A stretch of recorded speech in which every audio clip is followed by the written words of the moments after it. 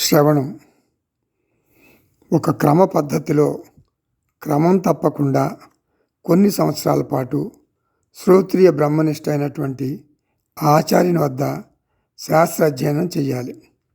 సమర్థవంతమైన గురువు ద్వారా నేర్చుకోవాలి.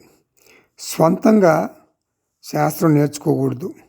అలా ప్రయత్నిస్తే శాస్త్రం అర్థం కాదు. కాకపోతే పర్వాలేదు, తప్పుగా అర్థం చేసుకునే ప్రమాదం ఉంది. శాస్త్రం గురువు అద్దం లాంటి వారు.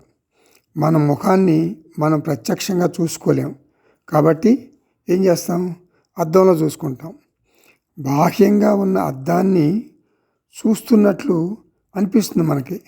అయినా ఏం చేస్తున్నాం? మనం బాహ్య అద్దంలో మన ముఖాన్నే మనం చూస్తున్నాం.